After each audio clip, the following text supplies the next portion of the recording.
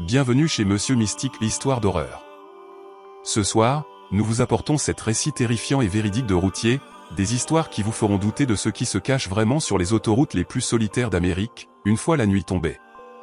Ces récits ne sont pas des inventions destinées à divertir, mais des rencontres authentiques, documentées par des conducteurs professionnels qui ont vécu l'horreur sur la route. Chaque histoire a été soigneusement compilée à partir de témoignages de routiers, de rapports de police et de dossiers d'incidents vérifiés. Ces événements se sont réellement produits. Les autoroutes sans fin qui relient notre nation semblent sûres et familières en plein jour. Mais quand la nuit tombe et que la civilisation s'efface dans le lointain, quelque chose de sinistre émerge des ombres.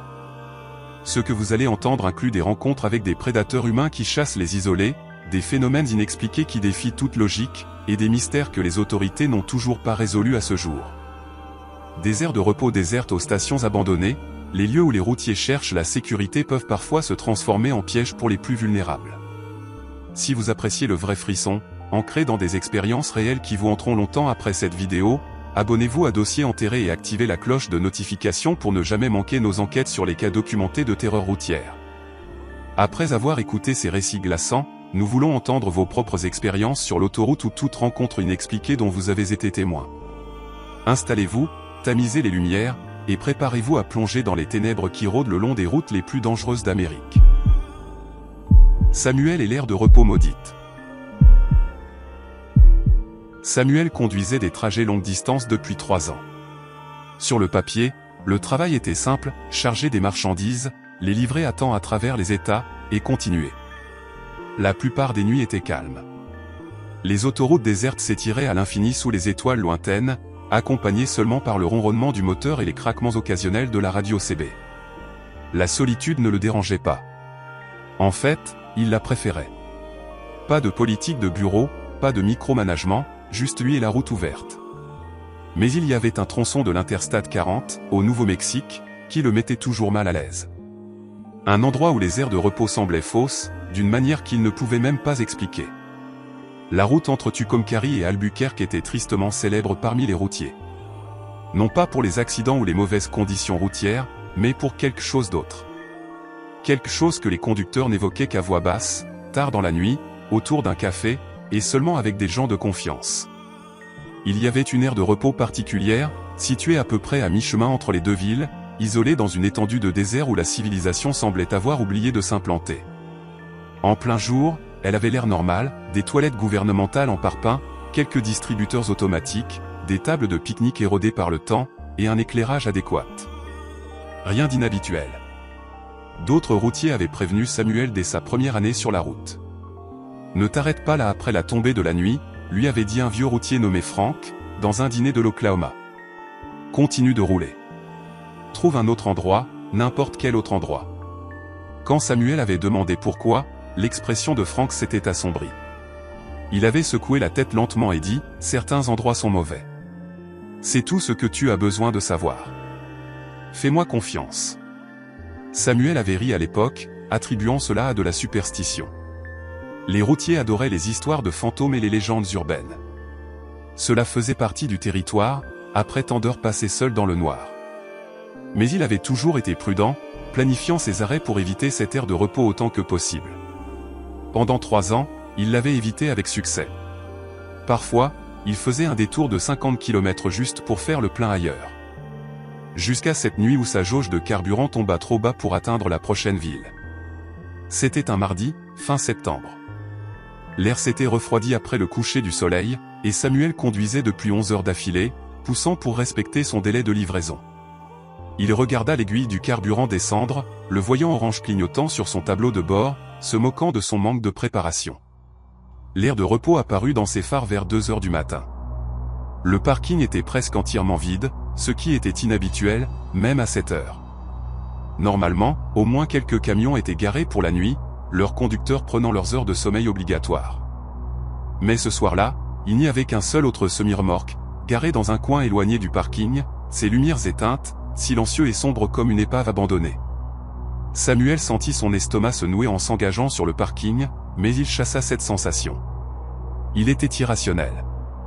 Ce n'était qu'une aire de repos, un endroit pour utiliser les toilettes et peut-être boire un café immonde avant de continuer sa route. Il gara son camion près des toilettes, laissant le moteur tourner et les phares allumés. Les néons au-dessus clignotaient par intermittence, projetant des ombres instables sur le bitume.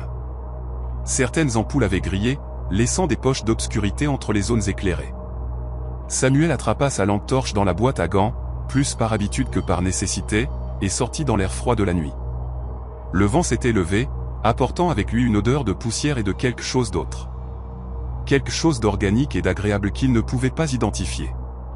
Les toilettes étaient aussi déprimantes qu'il l'avait imaginé, des carreaux fissurés, des cabines couvertes de graffitis, un lavabo qui fuyait en continu malgré le robinet fermé.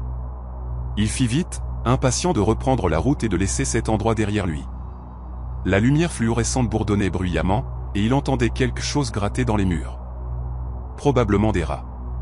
Les rats du désert étaient courants dans ce genre d'endroit. Il se lava les mains avec de l'eau qui sortit d'abord rouillée, les sécha sur son jean car le distributeur de serviettes était vide, et poussa la porte pour retourner dehors. C'est alors qu'il la vit. Une femme se tenait près de son camion.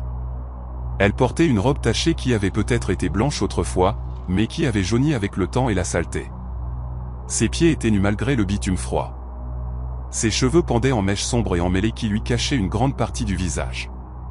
Elle était parfaitement immobile, ne bougeant pas du tout, fixant simplement son camion avec une intensité qui déclencha immédiatement des signaux d'alarme dans l'esprit de Samuel. Il s'arrêta de marcher, sa main se serrant instinctivement autour de la lampe torche. « Excusez-moi » appela la femme, sa voix aiguë et tendue. « Pouvez-vous m'aider ? Ma voiture est en panne. » Elle désigna vaguement l'obscurité au-delà du parking, vers le désert vide où il n'y avait ni route, ni véhicule, rien du tout. Les yeux de Samuel suivirent son geste et ne virent que le noir. Aucune voiture en panne, aucun véhicule de quelque sorte que ce soit, pas même des traces de pneus dans la poussière. « Où est votre voiture » demanda Samuel, gardant ses distances. Chaque instinct qu'il avait développé en 3 ans sur la route lui hurlait que quelque chose n'allait pas. La femme fit un pas en avant, et ce fut à ce moment-là que Samuel put mieux voir son visage. Ses yeux étaient faux. Ils reflétaient les lumières au-dessus d'une manière que les yeux humains ne devraient pas, presque comme ceux d'un animal pris dans les phares. Ils brillaient d'une lueur ambrée qui lui donna la chair de poule. « Elle est juste là-bas » dit-elle, pointant à nouveau vers l'obscurité vide. « J'ai juste besoin d'un trajet. Juste un petit trajet. S'il vous plaît. J'attends depuis si longtemps. » Sa voix avait pris une qualité suppliante. Mais il y avait quelque chose de répétitif, comme si elle récita un texte plutôt que de demander réellement de l'aide. Elle fit un autre pas en avant, et Samuel remarqua qu'elle ne marchait pas vraiment. Ses pieds bougeaient, mais ils ne touchaient pas le sol comme ils auraient dû. Elle semblait glisser sur le bitume. « Je ne peux pas vous aider » dit Samuel fermement, se dirigeant vers son camion. « Vous devriez appeler la police si vous avez besoin d'assistance. » Il sortit ses clés de sa poche et accéléra le pas. L'expression de la femme changea instantanément. Le regard suppliant disparut, remplacé par quelque chose de froid et de prédateur. Sa bouche s'étira en un sourire beaucoup trop large, révélant des dents trop nombreuses et trop pointues. « Où allez-vous » demanda-t-elle, sa voix descendant d'un registre qui ne sonnait plus du tout humain. Nous n'avons pas fini de parler. Ce fut à ce moment-là que Samuel vit du mouvement du coin de l'œil. D'autres figures émergeaient des ombres autour du bâtiment des toilettes. 3, 4, 5. Il ne pouvait pas dire exactement combien, car ils bougeaient d'une manière qui rendait difficile de les fixer directement. Ils portaient des vêtements tachés similaires et avaient tous cette même qualité fausse dans leurs yeux. Samuel courut. Il sprinta les 20 derniers pieds jusqu'à son camion, ouvrit la portière du côté conducteur et se jeta à l'intérieur. Ses mains tremblaient alors qu'il claquait la portière et appuyait sur le bouton de verrouillage. Les figures encerclèrent immédiatement son camion, se déplaçant avec une vitesse surnaturelle. Elles pressèrent leur visage contre les vitres, leur souffle embuant le verre. Leurs mains frappaient les portières, grattant le métal, essayant les poignées encore et encore. La femme qui l'avait abordé en premier se tenait directement devant son capot, le fixant à travers le pare-brise avec ses yeux terrifiants et brillants. Le cœur de Samuel battait à tout rompre dans sa poitrine alors qu'il passait la vitesse. Son esprit rationnel essayait de lui dire que ce n'étaient que des gens, peut-être sous l'emprise de drogue ou souffrant de troubles mentaux, et qu'il devrait appeler la police plutôt que de fuir. Mais ses instincts de survie prirent le dessus. Chaque fibre de son être lui disait que ces gens n'étaient pas humains. Plus maintenant. Peut-être ne l'avaient-ils jamais été. Il appuya sur l'accélérateur et le camion bondit en avant. La femme devant son capot ne bougea pas. Pendant un moment horrible, Samuel crut qu'il allait la percuter, mais à la dernière seconde, elle disparut simplement. Une seconde elle était là, la suivante elle avait disparu, comme si elle n'avait jamais existé. Les autres figures relâchèrent leur prise sur son camion et s'éloignèrent alors qu'il prenait de la vitesse. Dans ses rétroviseurs, il les vit debout sur le parking, le regardant partir. Ils ne le poursuivirent pas. Ils se contentèrent de rester là, parfaitement immobiles, jusqu'à ce que ses feux arrière le portent hors de leur vue. Samuel ne s'arrêta pas. Il conduisit droit devant, poussé par l'adrénaline et la peur, ignorant l'avertissement de carburant. La prochaine ville avec des lumières, des gens et de la normalité était à 60 km. Et il couvrit cette distance en un temps record, ses yeux vérifiant constamment les rétroviseurs pour s'assurer que rien ne le suivait. Il s'engagea dans une aire de repos brillamment éclairée à Albuquerque juste au moment où sa jauge de carburant atteignait le vide. Ses mains tremblaient encore alors qu'il faisait le plein. Les lumières fluorescentes et la présence d'autres personnes le firent se sentir un peu plus en sécurité, mais il ne pouvait pas chasser le souvenir de ses yeux brillants et de ce sourire trop large. Il entra et acheta un café, essayant de calmer ses nerfs. Un homme plus âgé au comptoir remarqua son état de détresse et lui demanda s'il allait bien. « Je me suis arrêté à cette aire de repos sur l'île 40, dit Samuel à voix basse. Celle entre ici et Tucumcari. Il y avait des gens là-bas. Des gens étranges. » Le visage de l'homme devint pâle. Il posa son café et regarda Samuel droit dans les yeux avec une expression de compréhension sinistre. « Tu t'es échappé, dit-il simplement. Considère-toi chanceux.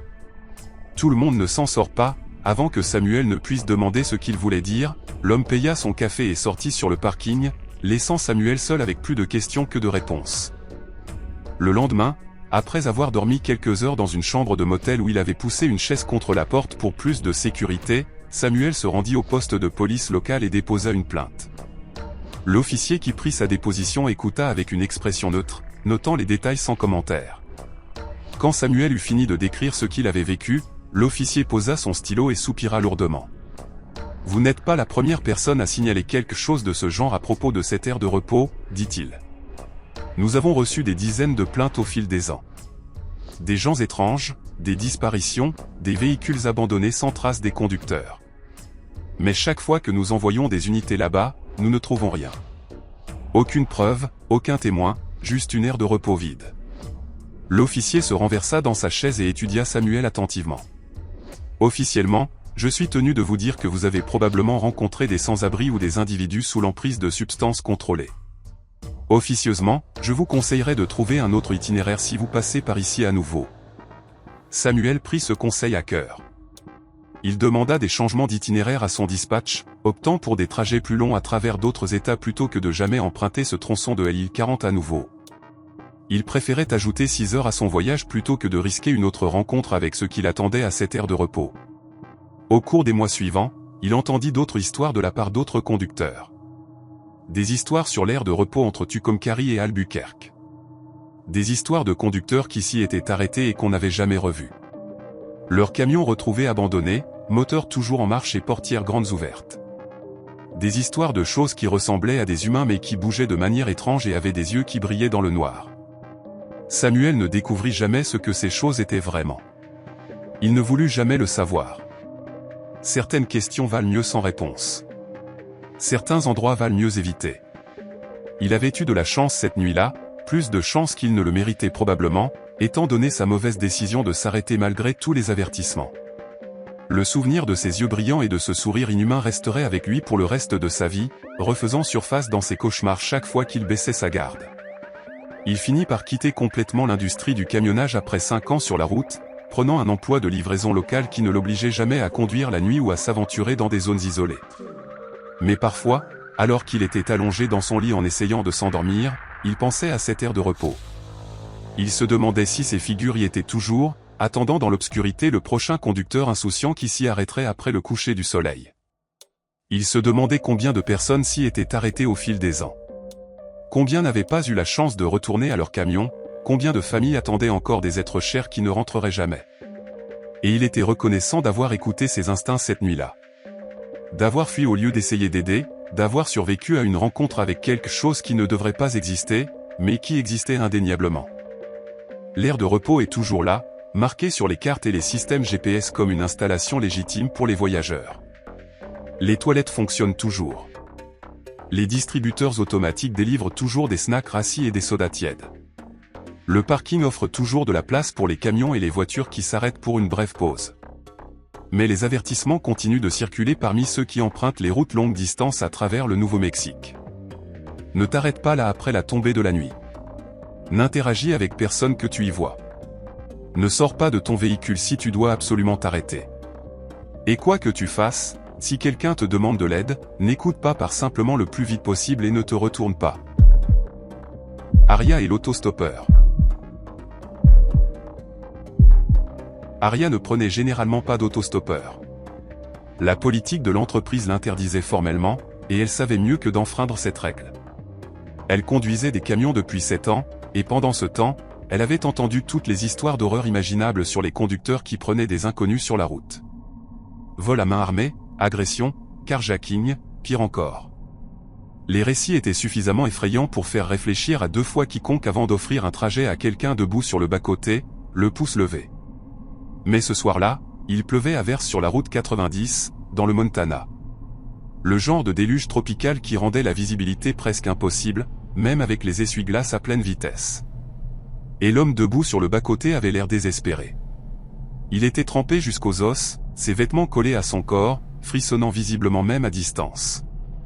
Il agitait frénétiquement les bras alors que les phares d'Aria approchaient, les 2 bras levés au-dessus de sa tête dans un geste de désespoir impossible à ignorer. Aria sentit une pointe de sympathie en le dépassant. La température avait chuté de manière significative après le coucher du soleil, et l'hypothermie était une réelle possibilité dans de telles conditions. Elle vérifia ses rétroviseurs et le vit debout là-bas, devenant de plus en plus petit dans la distance, agitant toujours les bras malgré toutes les règles et tous les instincts qu'il avait maintenus en sécurité pendant 7 ans. Elle prit une décision qu'elle regretterait profondément plus tard. Elle se gara sur le bas-côté une 50aine de mètres plus loin et attendit. L'homme courut pour la rattraper, éclaboussant les flaques, ses chaussures faisant des bruits de succion sur le bitume mouillé. Quand il atteignit la portière passager, Aria la déverrouilla et il monta rapidement, apportant avec lui l'odeur de la pluie et du tissu humide. L'eau dégoulinait de ses cheveux et de ses vêtements, formant des flaques sur le tapis de sol sous ses pieds. « Merci, dit-il, essoufflé, sa voix rauque à cause du froid. « Merci beaucoup. Je pensais que j'allais mourir là-bas. » Il ferma la portière et plaça immédiatement ses mains devant les bouches d'aération, essayant de réchauffer ses doigts. Aria l'observa brièvement dans la faible lueur des lumières du tableau de bord. Il semblait avoir la trentaine, une taille moyenne, des traits ordinaires. Rien de menaçant dans son apparence. Il avait exactement l'air de quelqu'un dont la voiture était tombée en panne par un temps épouvantable. « Qu'est-il arrivé ?» demanda Aria en se remettant sur l'autoroute. La pluie continuait de marteler le pare-brise, et elle gardait une vitesse prudente. « Votre voiture est tombée en panne ?»« Ouais, » dit l'homme en hochant vigoureusement la tête. « Environ 8 km en arrière. Le moteur a juste calé. Aucun avertissement, rien. J'ai essayé de le redémarrer, mais rien. Mon téléphone est mort aussi. Je n'ai pas pu appeler à l'aide. » Il passa ses mains dans ses cheveux mouillés, les repoussant de son visage. « Je m'appelle John, au fait. Je vous suis vraiment reconnaissant. Vous m'avez sauvé la vie. »« Aria, » répondit-elle, gardant les yeux sur la route. « Où devez-vous aller ?» C'était une question raisonnable. Elle devait savoir où le déposer, que ce soit dans la prochaine ville ou quelque part de plus spécifique. Mais John ne répondit pas immédiatement. Il regarda par la fenêtre l'obscurité qui défilait, la pluie striant horizontalement le verre. « Continuez simplement à rouler, » dit-il après une longue pause. « Je vous dirai. » Cette réponse aurait dû être son premier avertissement, mais Aria l'attribua au choc, au froid ou à la désorientation générale due à son épreuve. Elle décida de ne pas insister et se concentra sur la navigation à travers la tempête. Pendant plusieurs kilomètres, ils roulèrent dans un silence relatif.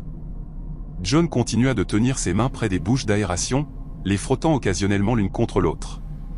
Aria essaya d'engager une conversation anodine, demandant d'où il venait et où il se rendait avant que sa voiture ne tombe en panne.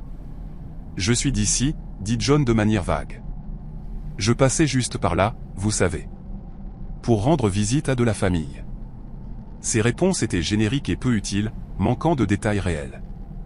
Quand Arya demanda dans quelle ville vivait sa famille, il changea de sujet. « Vous faites souvent du fret sur cette route ?» demanda Jon, son ton décontracté, mais son intérêt clairement concentré. « Quelqu'un vous attend ? Savent-ils à quelle heure vous arriverez ?» Les mains d'Arya se serrèrent sur le volant. Ce n'étaient pas des questions normales pour quelqu'un reconnaissant d'avoir un trajet. C'étaient des questions que quelqu'un posait lorsqu'il recueillait des informations, lorsqu'il planifiait quelque chose. Elle jeta un autre regard à Jon et remarqua quelque chose qui lui glaça le sang.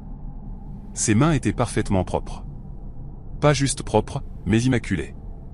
Aucune tache de graisse, aucune saleté, aucune trace d'huile, rien de ce qui aurait dû être présent sur quelqu'un qui venait de travailler sur un véhicule en panne sur le bord d'une autoroute boueuse. Ses ongles étaient parfaitement coupés et impeccables. « Mon dispatch sait exactement où je suis », mentit Arya avec aisance, essayant de garder la peur hors de sa voix. « J'ai un suivi GPS sur ce camion. Il surveille ma position en permanence. » C'était partiellement vrai. L'entreprise avait bien un suivi GPS, mais il ne surveillait pas activement sa position à moins qu'elle ne manque un pointage ou ne s'écarte significativement de son itinéraire prévu. Pourtant, elle espérait que le mensonge serait suffisant pour le faire reconsidérer ce qu'il planifiait. L'attitude de Jon changea subtilement. La qualité reconnaissante et désespérée dans sa voix s'évapora, remplacée par quelque chose de plus froid. « C'est ça, dit-il calmement. C'est bien de le savoir. » Il se déplaça sur son siège et Arya aperçut un mouvement du coin de l'œil. Sa main se dirigeait vers sa veste, atteignant quelque chose de caché là. Son cœur commença à battre plus vite. Elle devait faire quelque chose. Devoir changer la situation avant qu'elle ne lui échappe. Elle repéra sa radio CB montée sur le tableau de bord et prit une décision instantanée. Tendant la main, elle attrapa le combiné et appuya sur le bouton, parlant fort et clairement dedans. « Ici Arya Williams, conduisant le camion numéro 2473. Je suis actuellement sur la route 90 en direction de l'Est, à environ 30 km à l'ouest de Billings. J'ai pris un passager masculin au kilomètre 115 qui s'est identifié comme Jon. Il mesure environ 1m78, cheveux bruns, porte une veste sombre. Dispatch, veuillez accuser réception et noter cela dans mon journal. » Il n'y avait personne à l'autre bout. Elle n'avait en réalité appelé personne. La CB était réglée sur un canal aléatoire et ses mots partaient dans le vide. Mais Jon ne le savait pas. Il se figea, sa main toujours dans sa veste, ses yeux rivés sur elle. La façade amicale avait complètement disparu, remplacée par une colère à peine contenue. « Qu'est-ce que vous faites » exigea-t-il, sa voix dure et menaçante. « Pourquoi vous donnez des descriptions ?» Arya garda son expression neutre, sa main tenant toujours le combiné de la CB. « Politique de l'entreprise, dit-elle fermement. Chaque fois que j'ai un passager, je dois le signaler. Protocole de sécurité. Vous comprenez ? » Elle reposa le combiné dans son support, mais garda sa main à proximité, faisant clairement comprendre qu'elle pouvait le reprendre à tout moment. Jon la fixa pendant un long moment, sa mâchoire serrée. Puis, lentement et délibérément, il retira sa main de sa veste. Dedans se trouvait un couteau. Pas un couteau de poche ou un outil multifonction, mais un couteau de chasse à lame fixe avec un bord dentelé, conçu pour infliger un maximum de dégâts. Il le tenait de manière décontractée, presque nonchalante, mais la menace était sans équivoque. « Arrêtez le camion, dit-il calmement. »« Non, » répondit Arya, sa voix plus ferme qu'elle ne se sentait. « Je ne m'arrêterai pas avant d'atteindre la prochaine aire de repos. Il y a des gens là-bas, des caméras, la police si nécessaire. Vous pourrez descendre alors. » Elle appuya légèrement sur l'accélérateur, augmentant la vitesse du camion malgré la pluie. Son esprit tournait à toute vitesse, évaluant ses options. Elle ne pouvait pas s'arrêter. S'arrêter la mettrait à sa merci, mais elle ne pouvait pas non plus laisser cela continuer indéfiniment. « J'ai dit, arrêtez le camion » hurla Jon, se jetant vers elle avec le couteau. Arya tourna brusquement le volant vers la droite, le déséquilibrant. Il attrapa le tableau de bord pour se stabiliser. Et à ce moment-là, Arya vit des lumières devant elle. Une aire de repos. Des lumières fluorescentes vives coupant à travers la pluie comme un phare. Elle se dirigea vers elle, son pied pesant sur l'accélérateur, poussant le camion plus vite que ce n'était prudent dans ces conditions. Jon vit où il se dirigeait et son expression devint désespérée. « N'y allez pas, dit-il, le couteau toujours à la main, mais sa voix suppliante plutôt que menaçante. « Laissez-moi descendre ici, juste ici. Je descendrai, et vous ne me reverrez plus jamais. » Mais Arya ne s'arrêtait pas. Pas maintenant. Pas pour quoi que ce soit. Elle entra dans l'aire de repos à grande vitesse, klaxonnant en continu, faisant autant de bruit que possible. D'autres routiers étaient garés là, s'abritant de la tempête, et des têtes se tournèrent vers le remue-ménage. Arya freina brusquement, mettant le camion au point mort avant qu'il ne soit complètement arrêté. Elle ouvrit sa portière et sauta dehors, hurlant à plein poumon. « À l'aide! Quelqu'un, aidez-moi! Il a un couteau !» D'autres conducteurs accoururent immédiatement, attirés par ses cris et le klaxon strident. Jon essaya de fuir, poussant la portière passager et se précipitant vers l'obscurité à la lisière du parking, mais plusieurs routiers le poursuivirent, le plaquant au sol avant qu'il ne puisse disparaître dans les bois au-delà de l'aire de repos. Quelqu'un appela la police tandis que d'autres maintenaient Jon au sol sur le bitume mouillé. Arya se tenait près de son camion, tremblant de manière incontrôlable maintenant que le danger immédiat était passé, l'adrénaline quittant son système et la laissant faible. Une femme lui mit une couverture autour des épaules et la guida à l'intérieur du bâtiment de l'aire de repos, loin de la pluie et du chaos. En moins de 15 minutes, la police arriva, gyrophares allumés et sirènes hurlantes. Les officiers prirent les déclarations de tous les présents. Quand ils fouillèrent Jon, ils trouvèrent plus qu'un simple couteau. Dans les poches de sa veste se trouvaient des liens en plastique, un rouleau de ruban adhésif et une longueur de corde. Dans sa poche de pantalon se trouvait un second couteau plus petit et une bouteille de pilules qui s'avérèrent être des sédatifs. L'agente de police qui interrogea Arya était une femme dans la quarantaine, aux yeux gentils mais à l'expression grave. « Vous avez eu beaucoup de chance, dit-elle calmement, assise en face d'Arya dans une banquette à l'intérieur du restaurant de l'aire de repos. Cet homme est sur notre radar depuis plusieurs mois. Nous pensons qu'il ciblait les routiers sur cette route, en particulier les conductrices féminines seules. Il y a eu 3 disparitions au cours de l'année dernière le long de la route 90, toutes des femmes conduisant seules la nuit. Nous n'avons pas pu le relier définitivement à ces cas jusqu'à présent, mais étant donné ce que nous avons trouvé sur lui ce soir, nous allons approfondir l'enquête. » Arya se sentit malade. 3 femmes, 3 conductrices comme elle, qui avaient probablement fait la même chose qu'elle, prenant quelqu'un qui semblait avoir besoin d'aide, pour découvrir trop tard qu'elles avaient invité un prédateur dans leur véhicule. « Pourquoi les routiers ?» demanda Arya, sa voix à peine plus qu'un murmure. « Pourquoi nous cibler ?» L'expression de l'agente était compatissante, mais aussi frustrée. « Les routiers sont vulnérables de manière spécifique, expliqua-t-elle.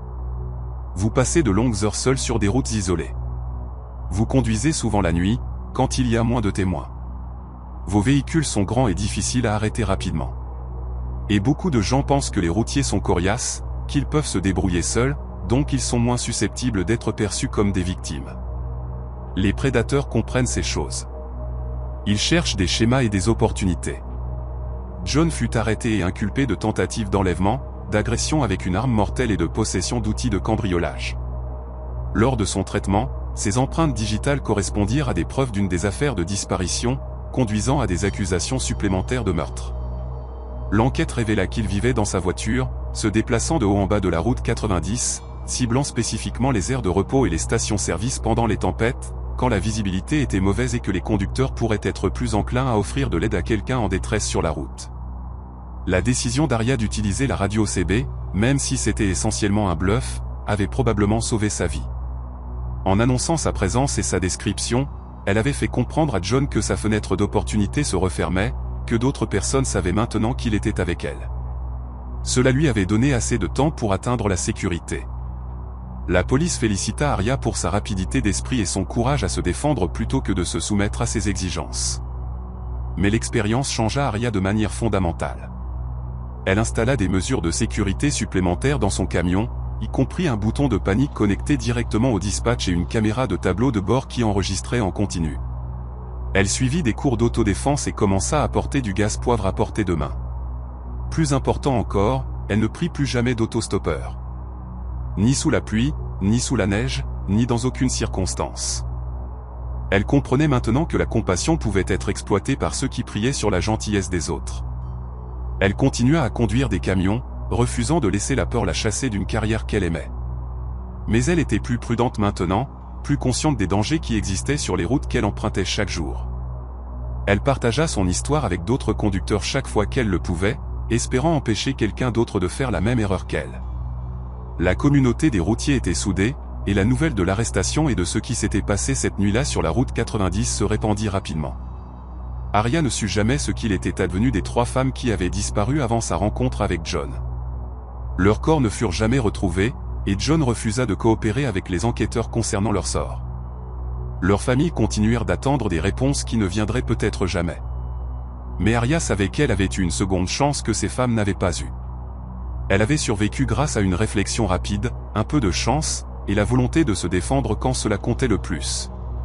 C'était une leçon qu'elle porterait avec elle pour le reste de sa vie, et qu'elle espérait que d'autres conducteurs apprendraient avant qu'il ne soit trop tard.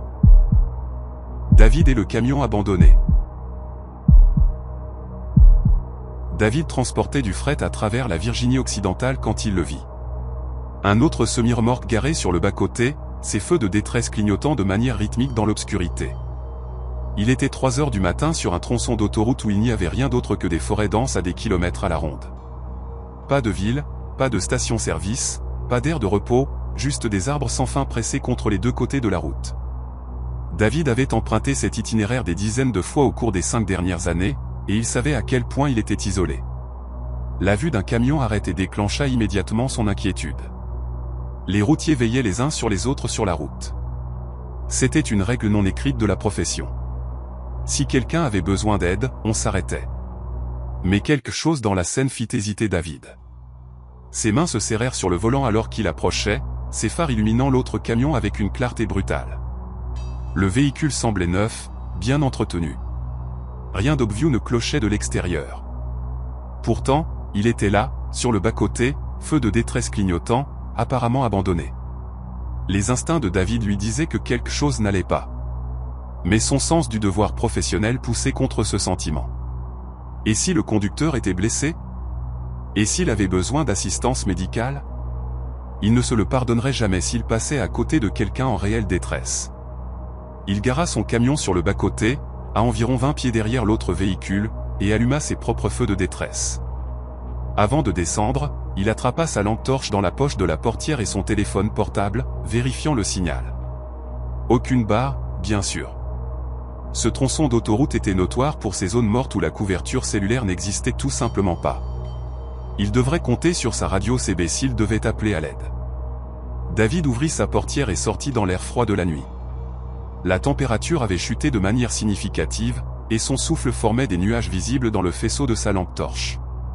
Le moteur de l'autre camion tournait toujours. David pouvait l'entendre au ralenti, un grondement mécanique régulier qui semblait anormalement fort dans la forêt silencieuse. Cela lui parut étrange immédiatement. Si le conducteur avait eu une panne, pourquoi le moteur était-il toujours en marche? Il s'approcha prudemment, ses bottes crissant sur le gravier du bas-côté. « Bonjour », appela-t-il. « Y a-t-il quelqu'un? Avez-vous besoin d'aide ?» Sa voix semblait être absorbée par les arbres environnants, ne produisant aucun écho, ne générant aucune réponse. La portière côté conducteur était grande ouverte. David braqua sa lampe torche à l'intérieur de la cabine et sentit son estomac se nouer. L'intérieur avait l'air de quelqu'un parti en hâte, mais aussi de quelqu'un qui était là très récemment. Les clés étaient toujours dans le contact, tournées en position marche. Une tasse de café était dans le porte-gobelet, et quand David toucha prudemment l'extérieur de la tasse, elle était encore tiède. Le siège du conducteur était réglé comme si quelqu'un venait de s'asseoir là quelques instants plus tôt. Un porte-documents avec des papiers de livraison était posé sur le siège passager, et un téléphone était branché au chargeur dans l'allume-cigare. « Bonjour », appela David à nouveau, plus fort cette fois. « Y a-t-il quelqu'un? Je suis routier. Je me suis arrêté pour aider. » Rien. Aucune réponse. Aucun mouvement. Juste la forêt noire sans fin, le moteur au ralenti et l'absence totale de présence humaine. David fit le tour du camion, cherchant des signes de panne mécanique. Les pneus avaient l'air bien. Aucune fuite de liquide sous le châssis. Pas de fumée ni d'odeurs inhabituelles. Rien qui pourrait expliquer pourquoi le conducteur aurait abandonné un véhicule en état de marche, moteur tournant et portière ouverte. C'est alors que David remarqua la zone de chargement. Les portes arrière de la remorque n'étaient pas scellées. Elles étaient partiellement ouvertes, oscillant légèrement dans la brise qui murmurait à travers les arbres. Le faisceau de sa lampe torche capta le mouvement. Et il sentit un frisson lui parcourir l'échine, qui n'avait rien à voir avec la température. Les portes de chargement ne s'ouvraient pas toutes seules. Quelqu'un devait libérer le loquet et les tirer. Soit le conducteur l'avait fait, soit quelqu'un d'autre. David s'approcha de l'arrière de la remorque lentement, chaque nerf de son corps lui hurlant de remonter dans son camion et de partir. Mais il était allé jusqu'ici. Il devait voir ce qu'il y avait à l'intérieur. Il devait comprendre ce qui s'était passé. Il ouvrit davantage l'une des portes, les charnières grinçant bruyamment dans le silence. Le faisceau de sa lampe torche balaya l'intérieur de la remorque, et ce qu'il vit lui glaça le sang. La cargaison avait été déchirée. Des cartons étaient ouverts, leur contenu éparpillé sur le sol de la remorque. Des matériaux d'emballage gisaient partout. Mais ce n'était pas la destruction de la cargaison qui horrifia David. C'était le sang. Des taches sombres maculaient le sol métallique, éclaboussé sur les murs, des empreintes de mains visibles là où quelqu'un avait saisi les côtés de la remorque. Pas une quantité massive, mais assez. Assez pour savoir que quelque chose de terrible s'était passé ici. David recula en titubant, sa lampe torche tremblant dans sa main tremblante. Son esprit parcourut les possibilités, essayant de donner un sens à ce qu'il voyait. Un accident? Une attaque? Quelque chose de pire. Il devait appeler la police immédiatement. Il se retourna et commença à marcher rapidement vers son propre camion, sa respiration rapide et superficielle. C'est alors qu'il l'entendit. Un mouvement dans la forêt, pas le bruissement des feuilles ou le son du vent dans les branches. C'était quelque chose de grand qui se déplaçait dans les sous-bois, cassant des branches, des pas lourds sur le sol de la forêt. David se figea. Sa lampe torche pointait vers la lisière des arbres d'où provenait le bruit. Il ne pouvait rien voir dans l'obscurité au-delà de son petit cercle de lumière. Mais quelque chose était là. Quelque chose bougeait et se rapprochait. Sa paralysie se brisa soudainement et il courut. Il sprinta vers son camion, ses bottes glissant sur le gravier meuble, le faisceau de sa lampe torche rebondissant sauvage derrière lui. Les sons de la forêt s'intensifièrent. Ceux qui étaient là-bas ne se souciaient plus de se déplacer silencieusement. David atteignit son camion et tira violemment la portière, se jetant à l'intérieur. Ses mains tremblaient violemment alors qu'il essayait de tourner la clé, la laissant presque tomber. Le moteur rugit et il passa la transmission en marche sans se soucier de fermer correctement sa portière. Il accéléra fort, le gravier giclant sous ses pneus, la portière se refermant sous l'élan.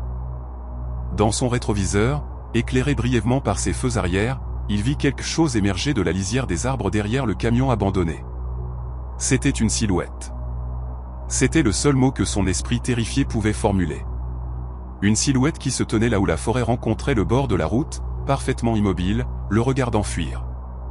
Elle était trop loin et trop sombre pour que David puisse distinguer des détails. Mais sa posture était fausse. Les proportions étaient fausses. Elle se tenait d'une manière que les humains ne se tiennent pas. Et même à cette distance, même à travers le rétroviseur, David pouvait sentir son regard fixé sur lui avec une intensité qui lui donna la chair de poule. Il ne s'arrêta pas. Il conduisit pendant 30 minutes d'affilée, poussant sa vitesse aussi vite qu'il l'osait sur l'autoroute de montagne sinueuse, ne ralentissant pas jusqu'à ce qu'il voie les lumières d'une petite ville devant lui. Ce n'est qu'alors qu'il s'engagea dans une station-service, se gara sous les lumières les plus vives qu'il put trouver, et essaya de calmer son cœur battant à tout rompre. Ses mains tremblaient encore quand il sortit son téléphone et vit qu'il avait enfin du réseau. Il composa immédiatement le 911. La dispatch de la police écouta son rapport avec un calme professionnel, posant des questions de clarification sur l'emplacement et ce qu'il avait témoigné. David leur donna autant de détails qu'il pouvait se souvenir, décrivant le camion abandonné, le sang dans la remorque, les bruits de la forêt. La dispatch l'assura que des unités étaient envoyées pour enquêter et prit ses coordonnées pour un suivi. David resta dans son camion pendant une autre heure, buvant un café immonde de la station-service, incapable de chasser l'image de cette silhouette se tenant au bord de la forêt. Le lendemain matin, David reçut un appel d'un enquêteur de la police d'État. Ils avaient trouvé le camion abandonné exactement là où David l'avait décrit. La scène correspondait à son récit. Du sang dans la remorque, la cargaison détruite, le moteur toujours en marche, la portière ouverte. Mais il n'y avait aucun signe du conducteur. Aucun corps, aucune preuve supplémentaire, aucune indication de l'endroit où la personne était allée. Le sang fut envoyé pour analyse. Le camion était immatriculé à une entreprise de fret agréée et le conducteur était un homme de 42 ans nommé Marcus Reynolds, qui transportait une cargaison de fournitures agricoles. Marcus Reynolds ne fut jamais retrouvé. Des équipes de recherche peignèrent la forêt environnante pendant des jours, utilisant des chiens, des hélicoptères et des unités au sol. Ils ne trouvaient rien. Aucun corps, aucun vêtement, aucune trace de ce qui lui était arrivé ou de l'endroit où il était allé. Le sang dans la remorque fut confirmé comme étant humain et correspondant au groupe sanguin de Marcus, mais il n'y en avait pas assez pour indiquer une blessure mortelle. L'affaire resta ouverte mais non résolue, s'ajoutant à un schéma troublant de disparition le long de ce tronçon particulier d'autoroute. David apprit qu'il n'était pas la première personne à signaler des occurrences étranges dans cette zone. Au cours de la dernière décennie, 4 autres routiers avaient disparu sur ce même tronçon de l'autoroute de Virginie occidentale. Leurs véhicules étaient toujours retrouvés abandonnés, moteurs en marche, portières ouvertes, aucun signe de lutte à part des indicateurs subtils que quelque chose avait horriblement mal tourné. Les autorités locales n'avaient aucune explication. Certains spéculaient sur un tueur en série ciblant les routiers. D'autres suggéraient des animaux sauvages. Bien qu'aucun prédateur connu dans la région ne puisse expliquer le schéma des disparitions. L'expérience changea profondément David. Il demanda des itinéraires différents à son dispatch, refusant de conduire à travers la Virginie occidentale à nouveau, malgré le fait que cela ajoutait des heures à certaines de ses livraisons. Il quitta complètement le camionnage longue distance 6 mois plus tard, prenant un emploi local qui le gardait près de chez lui et ne l'obligeait jamais à conduire après la tombée de la nuit. Le souvenir de ce camion abandonné et de la silhouette se tenant au bord de la forêt hantait ses rêves. Certaines routes étaient trop dangereuses. Certains mystères valaient mieux sans réponse. Et certains tronçons d'autoroute cachaient des secrets qui n'étaient jamais censés être découverts. Evelyn et le stalker. Evelyn la remarqua dans une aire de repos en Oklahoma. C'était un après-midi de jeudi, et elle s'était arrêtée sur l'Interstate 40 pour faire le plein et prendre quelque chose à manger avant de continuer sa livraison à Dallas. L'aire de repos était modérément fréquentée, avec une douzaine de camions garés sur le parking et un trafic régulier passant par les pompes à carburant. Rien d'inhabituel, rien qui déclenche des alarmes immédiates. Mais alors qu'Evelyn marchait des pompes à carburant vers le bâtiment principal, elle aperçut un homme assis dans une berline bleu foncé garée près du bord du parking. Il ne la regardait pas simplement, il la fixait activement, avec une intensité qui la mit mal à l'aise. Elle se dit qu'elle était paranoïaque. Les aires de repos étaient des lieux publics où les gens allaient et venaient constamment. Peut-être attendait-il quelqu'un. Peut-être s'ennuyait-il et observait les gens. Elle entra, acheta un sandwich et un grand café, utilisa les toilettes, et revint à son camion. L'homme était toujours là dans sa voiture, et ses yeux la suivirent à travers le parking. Evelyn sentit les poils de sa nuque se dresser, mais elle monta dans sa cabine, verrouilla les portières et repartit sur l'autoroute. Elle vérifia ses rétroviseurs à plusieurs reprises en se réinsérant dans la circulation, mais la berline bleue ne la suivit pas. Elle expira lentement, soulagée, et augmenta le volume de la radio pour se distraire de l'inconfort persistant. 3 heures plus tard, Evelyn s'arrêta dans une autre aire de repos juste à l'extérieur de Dallas. Elle devait utiliser les toilettes et voulait prendre un autre café pour la dernière partie de son trajet. Le parking était plus grand ici, avec plus de camions et plus de monde. Elle se sentait plus en sécurité avec la foule autour d'elle. Elle se gara, attrapa son sac à main, et commença à marcher vers le bâtiment. Ce fut alors qu'elle la vit. La même berline bleu foncé garée presque exactement à la même position relative par rapport au bâtiment principal que dans l'arrêt précédent. Et le même homme assis derrière le volant, la fixant directement. L'estomac d'Evelyn se noua. Ce n'était pas une coïncidence. De l'Oklahoma au Texas, à 3 heures d'intervalle, 2 aires de repos complètement différentes sur 2 sorties d'autoroute différentes. Et cet homme avait d'une manière ou d'une autre devancé son arrivée et s'était positionné où il pouvait l'observer. Comment avait-il su où elle s'arrêterait? Comment avait-il pu arriver avant elle alors qu'elle ne l'avait pas vue sur l'autoroute derrière elle? Elle resta figée sur le parking pendant un moment, son esprit parcourant des explications qui n'avaient aucun sens. L'homme ne bougea pas. Il se contenta de rester assis là, la regardant avec cette même intensité dérangeante. Evelyn se retourna et marcha rapidement vers son camion. Elle monta à l'intérieur, verrouilla immédiatement les portières et s'assit là, essayant de contrôler sa respiration. Son cœur battait dans sa poitrine. Elle sortit son téléphone et appela son dispatch, expliquant la situation aussi calmement qu'elle le pouvait. Le dispatch l'a pris au sérieux, Dieu merci, et lui conseilla de conduire directement au poste de police le plus proche plutôt que de continuer sa route de livraison. Il lui donna l'adresse d'un poste qui n'était qu'à 10 minutes et lui dit qu'il appellerait à l'avance pour les prévenir de son arrivée. Evelyne démarra son moteur et sortit du parking. Dans son rétroviseur, elle vit la berline bleue sortir derrière elle. Elle gardait une distance d'environ 3 longueurs de voiture, n'essayant pas de la rattraper, mais ne reculant pas non plus. Juste la suivant de manière régulière, persistante. Evelyne sentit la panique monter dans sa gorge. Elle accéléra, poussant sa vitesse à 10 km/h au-dessus de la limite. La berline égalisa sa vitesse. Elle changea de voie. La berline changea de voie. Chaque virage qu'elle prenait, chaque manœuvre qu'elle tentait, la berline restait avec elle comme une ombre. Le poste de police apparut devant elle. Un bâtiment en briques trapues avec plusieurs voitures de patrouille garées devant et un grand panneau éclairé l'identifiant comme le département du shérif du comté de Dallas. Evelyne entra dans le parking à grande vitesse, ses freins crissant alors qu'elle s'arrêtait directement devant l'entrée principale. La berline la suivit dans le parking, mais ne s'approcha pas de son camion. Au lieu de cela, elle fit le tour jusqu'à l'extrémité éloignée de la zone de stationnement et s'arrêta. Le moteur toujours en marche, le conducteur toujours visible derrière le volant. Evelyne sauta de son camion et courut vers l'entrée du bâtiment. Elle franchit les portes en trombe, surprenant la réceptionniste au bureau d'accueil, et s'exclama qu'on l'avait suivie à travers les frontières d'État. La réceptionniste appela immédiatement des officiers, et en quelques secondes, 3 adjoints émergèrent d'un couloir à l'arrière. Evelyne expliqua rapidement tout, pointant du doigt à travers les portes vitrées vers l'endroit où la berline bleue était toujours garée. L'un des adjoints appela des renforts par radio tandis que les 2 autres sortaient pour aborder le véhicule. Evelyne observa de l'intérieur alors que les adjoints marchaient vers la berline, leurs mains reposant sur leurs armes de service. Quand ils furent à environ 3 mètres, la portière du conducteur s'ouvrit et l'homme en sortit. Il leva les mains en geste d'innocence, et Evelyne le vit parler aux officiers, gesticulant, souriant. Il avait l'air calme, trop calme, comme s'il s'y attendait, comme s'il avait une explication toute prête. Les adjoints parlèrent avec lui pendant plusieurs minutes. Puis l'un d'eux revint vers le poste tandis que l'autre restait avec l'homme. L'adjoint qui entra s'approcha d'Evelyne avec une expression neutre. « Madame, l'individu affirme qu'il essayait de vous parler de votre remorque. Il prétend avoir remarqué que l'un de vos pneus semblait endommagé à la première aire de repos et voulait vous prévenir. Il dit avoir essayé de vous rattraper, mais que vous êtes parti avant qu'il ne puisse dire quoi que ce soit. Alors, il a continué à vous suivre jusqu'à la prochaine aire de repos pour réessayer. » Evelyne regarda l'adjoint avec incrédulité. « Ce n'est pas vrai, dit-elle fermement.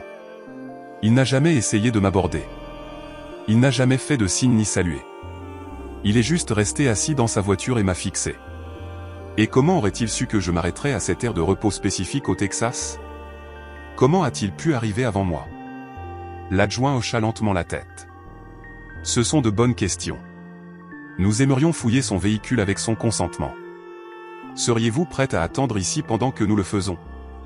Evelyne accepta immédiatement. Elle s'assit dans le hall du poste de police, ses mains serrées autour d'une tasse d'eau que quelqu'un lui avait donnée, observant par les fenêtres alors que d'autres officiers arrivaient. L'homme était toujours dehors près de sa voiture, et son attitude avait changé. Il ne souriait plus. Il avait l'air agité, son langage corporel tendu. Les officiers parlèrent longuement avec lui, et finalement, il sembla donner son consentement pour la fouille. 2 adjoints commencèrent à passer au crible la berline tandis que d'autres gardaient l'homme à distance. Ce qu'ils trouvèrent glaça le sang d'Evelyne. Dans le coffre de la voiture se trouvaient des liens en plastique, plusieurs paquets encore dans leur emballage d'origine, du ruban adhésif, une longueur de corde épaisse enroulée soigneusement, un cutter, un pistolet à impulsion électrique, et surtout troublant, un dossier contenant des photographies de surveillance imprimées. Des photographies de femmes. Différentes femmes dans différentes aires de repos, capturées à distance avec un objectif téléphoto. Certaines des photos avaient des dates écrites au dos. Certaines avaient des numéros de plaques d'immatriculation. Certaines avaient des notes sur les itinéraires et les horaires. L'homme fut arrêté immédiatement. Les adjoints firent sortir Evelyne pour lui demander si elle reconnaissait l'une des femmes sur les photographies. Elle ne reconnut aucun visage, mais le schéma était clair. Chaque femme sur ces photos était une routière féminine seule. Des jeunes femmes, des femmes d'âge moyen, mais toutes voyageant seules dans des véhicules commerciaux. L'homme les avait suivies, documentant leurs mouvements. Depuis combien de temps, la police ne pouvait pas le dire. Le dossier contenait des dizaines de photographies couvrant au moins 6 mois. Lors du traitement, les empreintes digitales et l'identification de l'homme révélèrent qu'il s'appelait Carl Landry et qu'il avait un casier judiciaire, agression, harcèlement, tentative d'enlèvement 10 ans plus tôt. Il avait purgé une peine et avait été libéré sous liberté conditionnelle 3 ans plus tôt. Les conditions de sa liberté conditionnelle lui interdisaient de posséder des armes et l'obligeaient à maintenir un emploi. Mais d'une manière ou d'une autre, il voyageait librement à travers les frontières d'État, ciblant des routières sans être détecté.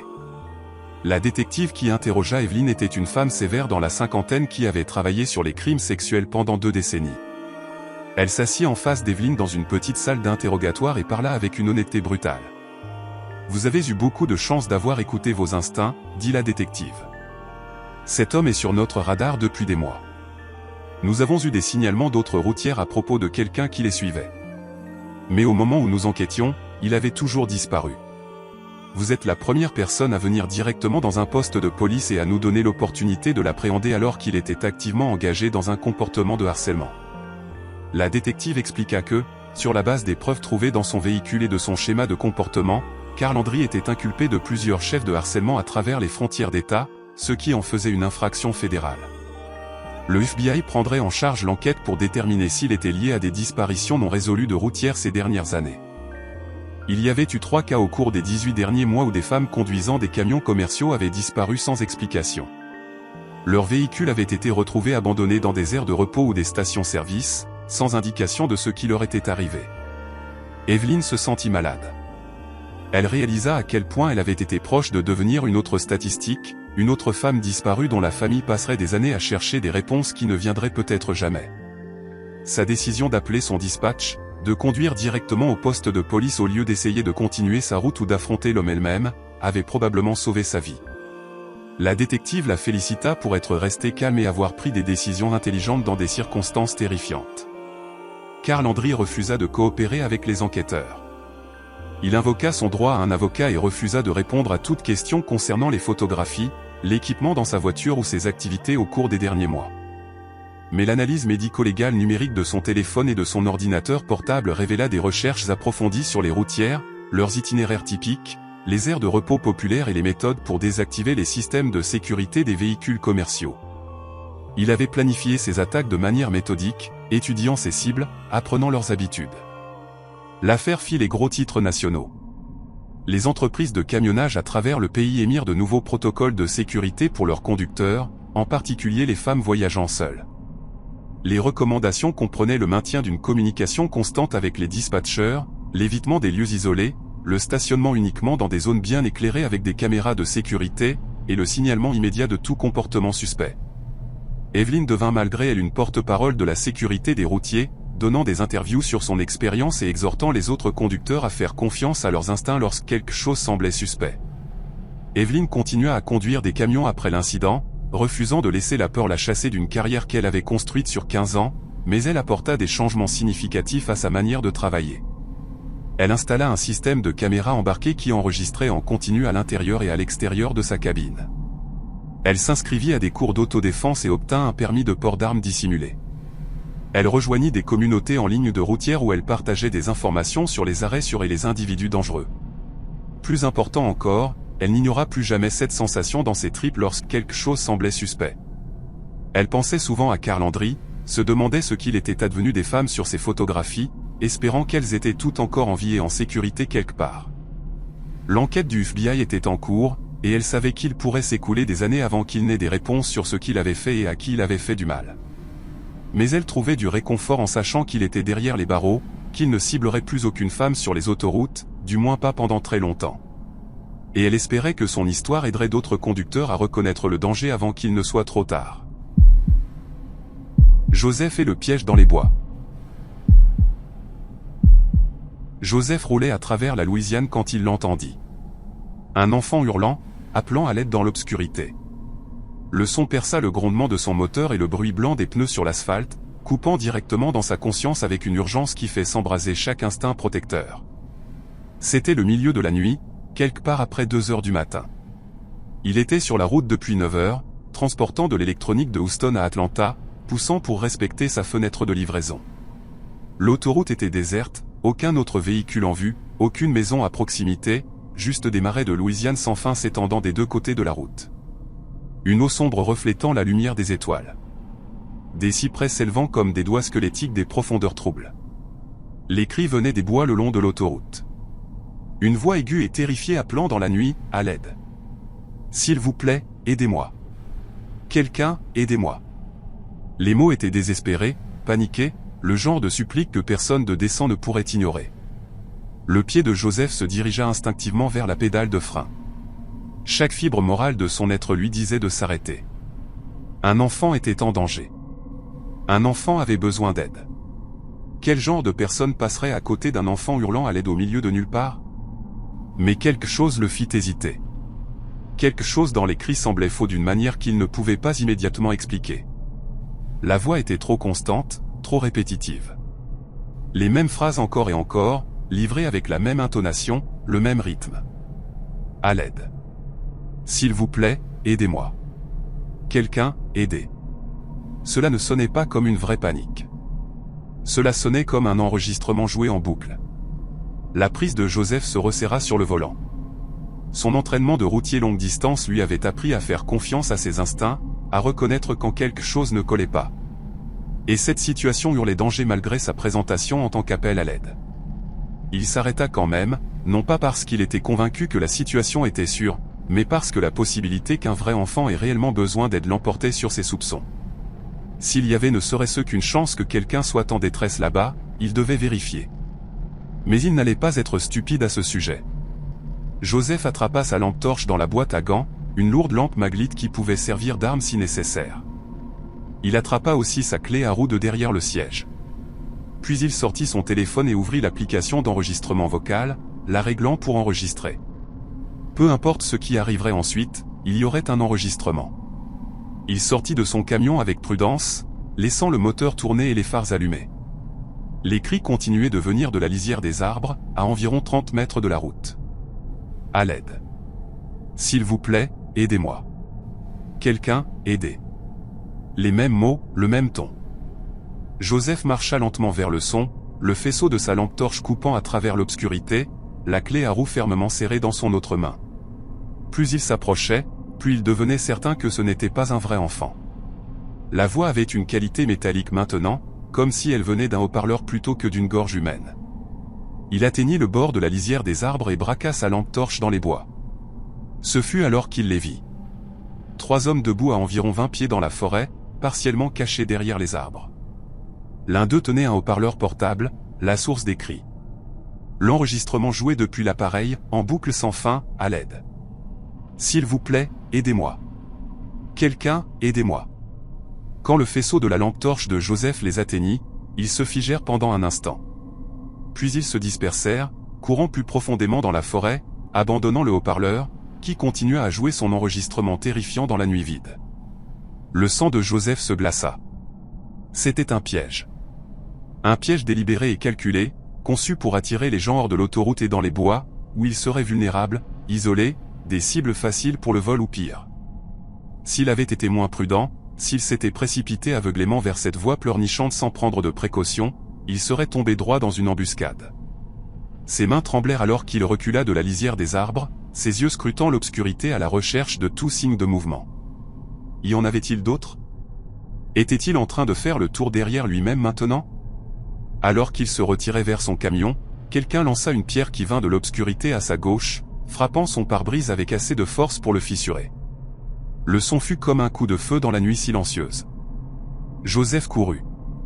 Il sprinta la distance restante jusqu'à son camion, jeta la clé à roue dans la cabine et grimpa après. Il claquait la portière et la verrouilla immédiatement, son cœur battant si fort qu'il pouvait l'entendre dans ses oreilles. Dans son rétroviseur, il vit une silhouette émerger de la lisière des arbres et se tenir sur la route, le regardant, simplement debout là, immobile, menaçant. Joseph n'attendit pas de voir ce qui allait se passer ensuite. Il passa la vitesse et accéléra fort, le gravier giclant sous ses pneus. La silhouette dans son rétroviseur devint de plus en plus petite jusqu'à disparaître complètement, avalée par l'obscurité. Joseph conduisit sans s'arrêter pendant l'heure suivante, mettant autant de distance que possible entre lui et cet endroit terrible. Ses mains continuaient de trembler. L'adrénaline faisait trembler tout son corps. Il revivait la scène dans son esprit, la fausse voix de l'enfant, les hommes avec le haut-parleur, le piège qu'ils avaient tendu. Quand il se sentit enfin assez en sécurité pour s'arrêter, il s'engagea dans une aire de repos brillamment éclairée juste à l'extérieur de Bâton Rouge. Il se gara sous les lumières et resta assis là pendant plusieurs minutes, essayant de calmer son cœur battant la chamade. Puis il appela la police. La dispatch écouta son rapport avec ce qui semblait être une familiarité lasse. Joseph leur donna l'emplacement exact où il avait entendu les cris, décrivit les hommes qu'il avait vus et mentionna le pare-brise fissuré comme preuve que ce n'était pas juste son imagination. L'officier qui le rappela 30 minutes plus tard confirma que ce que Joseph avait vécu faisait partie d'un schéma connu. « Nous avons eu plusieurs signalements de cette tactique au cours des 6 derniers mois », expliqua l'officier. Des criminels utilisent des enregistrements d'enfants hurlant pour attirer les conducteurs hors de l'autoroute. Parfois, ils utilisent des enregistrements de femmes pleurant à l'aide. Parfois des animaux blessés. Tout ce qu'ils pensent pouvoir déclencher chez les gens pour qu'ils s'arrêtent et enquêtent. Une fois que les victimes quittent leur véhicule et entrent dans les bois, elles sont volées, agressées, ou pire. L'officier dit à Joseph que 2 routiers qui s'étaient arrêtés pour des cris similaires dans cette zone avaient été battus et volés. L'un avait été hospitalisé avec des blessures graves. Un autre conducteur avait simplement disparu. Son camion avait été retrouvé abandonné sur le bas-côté près de l'endroit où Joseph s'était arrêté, mais le conducteur lui-même n'avait jamais été localisé. L'enquête était toujours en cours, mais la police soupçonnait qu'il avait été assassiné, son corps jeté quelque part dans les vastes marais qui entouraient ce tronçon d'autoroute. « Vous avez fait ce qu'il fallait en étant prudent, » dit l'officier. « Et vous avez fait ce qu'il fallait en nous appelant.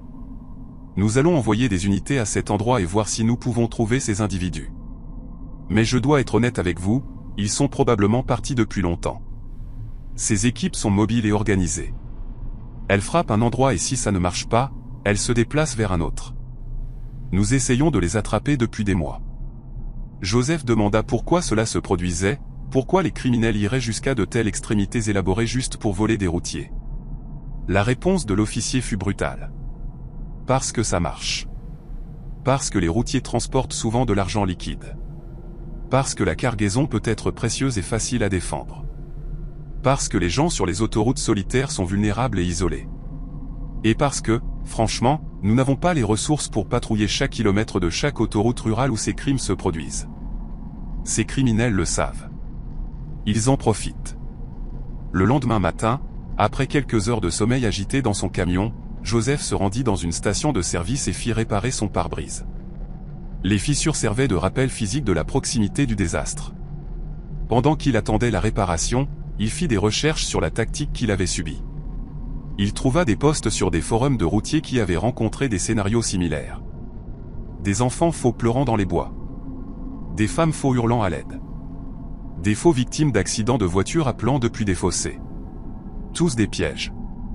Tous conçus pour exploiter la compassion humaine et la transformer en vulnérabilité. Un post en particulier le perturba. Il provenait d'un routier qui affirmait que son ami s'était arrêté pour aider ce qui semblait être un enfant en détresse, pour être attaqué par 4 hommes armés. L'ami avait été battu jusqu'à perdre connaissance et laissé pour mort. Son camion et sa cargaison avaient été volés. Quand il s'était réveillé des heures plus tard, il était seul sur le bord de la route avec des blessures graves et aucun moyen d'appeler à l'aide. Il avait à peine survécu. Joseph réalisa à quel point il avait eu de la chance. Sa prudence, sa décision de prendre des armes, son instinct que quelque chose n'allait pas. Ces choses l'avaient sauvé. Mais cela le troublait profondément que de telles tactiques existent. Que des prédateurs soient assez sophistiqués pour transformer le désir d'aider autrui en une arme. Quel genre de monde était-ce devenu, où on ne pouvait pas faire confiance à un cri d'enfant à l'aide? Où s'arrêter pour aider quelqu'un en détresse pourrait vous coûter la vie. Il partagea son expérience sur les forums de routiers et les réseaux sociaux, avertissant les autres de cette tactique. La réponse fut écrasante. Des dizaines de conducteurs commentèrent avec leurs propres expériences similaires. Certains en Texas, d'autres en Floride, d'autres en Caroline. Le schéma était national. Des organisations criminelles utilisaient ces pièges psychologiques pour cibler les routiers à travers le pays. Les forces de l'ordre étaient au courant mais débordées. La meilleure défense était la sensibilisation et la prudence. Joseph termina sa livraison à Atlanta, mais l'expérience l'avait changé. Il était plus paranoïaque maintenant, plus méfiant envers tout ce qui semblait inhabituel sur la route. Il ne s'arrêtait plus pour rien qui semblait déplacé. Il gardait ses portières verrouillées en permanence. Il évitait les autoroutes rurales quand c'était possible, préférant rester sur les interstates bien fréquentés où il y avait plus de témoins et plus de sécurité. L'enregistrement de cette fausse voix d'enfant hantait ses rêves pendant des semaines par la suite. À l'aide, s'il vous plaît, aidez-moi. Quelqu'un, aidez. Ces mots, transformés en armes et pervertis, avaient perdu leur innocence pour toujours. Il apprit finalement de contact dans les forces de l'ordre que la police avait mené des raids dans la zone où il avait eu son expérience, mais n'avait trouvé aucun suspect. Les criminels s'étaient évaporés dans la vaste nature de Louisiane, se déplaçant probablement vers de nouveaux terrains de chasse. L'enquête restait ouverte mais stagnante. Les victimes qui avaient été attaquées ou qui avaient disparu ne recevraient probablement jamais justice. Et quelque part là-bas, ces enregistrements étaient toujours utilisés, attirant toujours des voyageurs insouciants dans des pièges, exploitant toujours les meilleurs anges de la nature humaine pour le profit et la violence. Joseph ne s'arrêta plus jamais seul pour des urgences sur le bord de la route. S'il voyait quelque chose de suspect, il le signalait aux autorités et continuait à rouler. Ce n'était pas de la froideur. C'était de la survie. La route lui avait enseigné une leçon dure, la compassion sans prudence pouvait être mortelle.